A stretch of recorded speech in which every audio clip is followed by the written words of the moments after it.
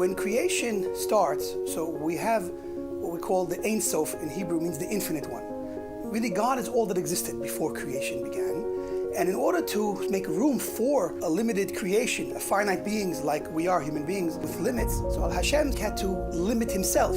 It's what we call in Kabbalistic terminology a tzimtzum. He caused a contraction of the Or Ein Sof, the infinite light, making space for creation to exist. So all of existence exists within this space that Hashem made, which is the first point of the creative process.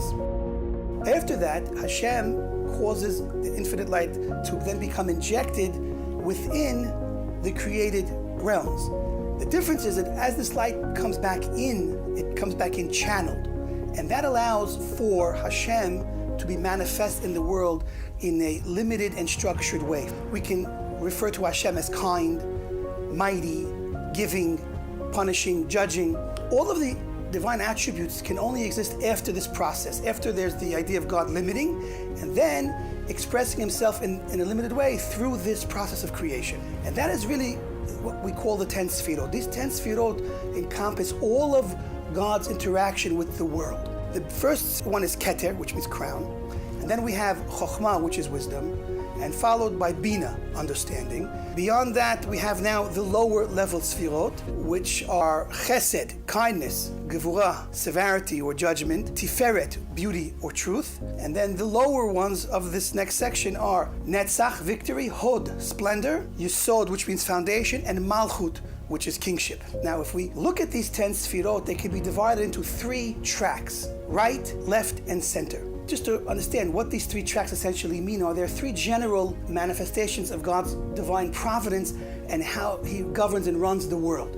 So all of these 10 Sefirot have multiple expressions. So the first 3 Sefirot, Keter, Chokhmah, and Bina, are the beginning of this idea of right, left, and center.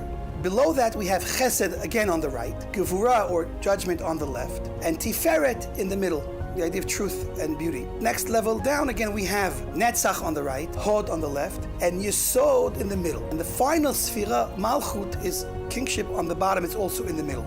Now these 3 tracks, the right, left, and middle track, are kindness, judgment, and mercy. So this idea of Chesed, Din, and Rachamim incorporate all of God's interaction. For example, if God is judging us for our misdeeds or our shortcomings, so that is a function of the left, which is judgment and severity. If God is being benevolent, giving us goodness, that is on the right side of Chesed. If God is kind of fusing the 2 attributes, he's judging us from the side of Gevurah, but at the same time he's leaning towards mercy, so that could be an expression of mercy. When God is merciful in judgment, it's through the middle track. Let's say we have 3 judges judging a case. Each one might be coming from a different perspective. So Hashem has all of these different perspectives that all come together in a magnificent way that is beyond our comprehension, in the perfect judgment and the perfect providence. Sometimes we see things in the world that seem harsh because we're seeing only part of the picture.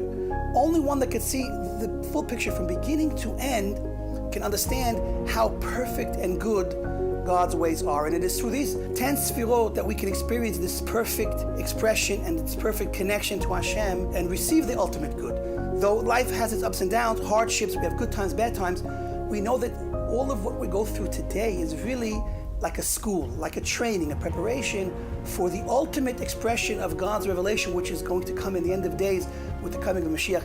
Then we will see God's manifestation more clearly and understand how everything we've gone through is only for our good and is the absolute of goodness.